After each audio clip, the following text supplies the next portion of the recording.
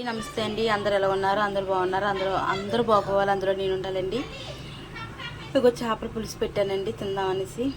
ఎందుకంటే ఈ మధ్యన జర్నీ చేసి వచ్చాం కదా, తిరుపతి వెళ్ళాను. తిరుపతి వెళ్ళి వచ్చిన తర్వాత సింహాచలం వెళ్ళాం. సింహాచలం నుంచి వచ్చిన తర్వాత ఇంకా ఇదిగో చేపల పులుసు పెట్టాను. చేపల పులుసు అవుతుంది. పులుసు మాట కర్రీలా ఉంటే బాగోదు. చేపల పులుసు పెట్టాను. ఇంకా నేను రేపు నుంచి ఉపవాసం ఉందామని వెంకటరావునికి బాగా మొక్కుకున్నానండి. ఎందుకంటే నాకు పరిస్థితులు బాగాలేవు.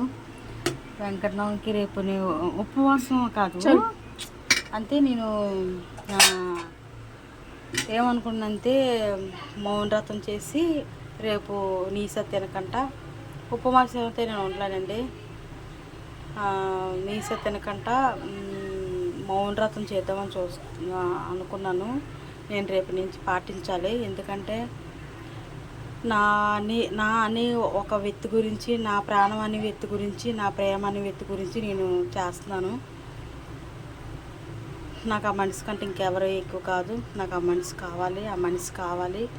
నేను ఆ మనిషి గురించి అని చేస్తాను. ఎందుకంటే నేను ఇన్ని రోజులు ఎప్పుడు నేను ఇంతలా చేయలేదు. ఇక్కడి నుంచైనా నేను వెంకటరావుని బాగా మొక్కుకొని అన్ని చేద్దామని అనుకుంటున్నానండి. ఓకే ఫ్రెండ్స్, ఎవరికుంటూ బాధలు అందరికీ బాధలు ఉంటాయి. ప్రతి ఒక్కరికి బాధ ఉంటుంది. బాధ లేనిదే మనిషి, సమస్య లేనిదే మనిషి ఉండడు. దేవుడే ఉన్నాడు. దేవుడి మీద భారం వేస్తాను అంతానా. నేను అందు గురించి అని తిరుపతి వెళ్ళాను వెంటనే. అంటే మేము ముందు కూడా అనుకున్నాం కానీ ఇంతలా అనుకోలేదు. నేను ట్రైన్ టికెట్లో కూడా మేము 2 నెలల ముందు చేసింది మా పాప. అవి క్యాన్సిల్ అయిపోయి వచ్చాయి. అయినా కానీ నేను తెగించి నేను తీసుకెళ్ళిపోయాను. ఎందుకంటే నా పరిస్థితి అలా ఉంది. దేవుడి దగ్గరికి వెళ్దాము, నాకు మనసు ప్రశాంతంగా ఉంటుంది అనుకున్నాను. దేవుడి దగ్గరికి వెళ్ళిన తర్వాత కొంచెం ధైర్యం వచ్చింది. అందుకే నేను ధైర్యంగా ఉన్నాను. దేవుడు ఉన్నాడు కదా అనేసి. ఇంకా బాధలు చెప్పుకుంటే ఏముంటాయండి. ఓకే ఫ్రెండ్స్, ఇగో మా చేపల పులుసు పెరిగిపోతుంది.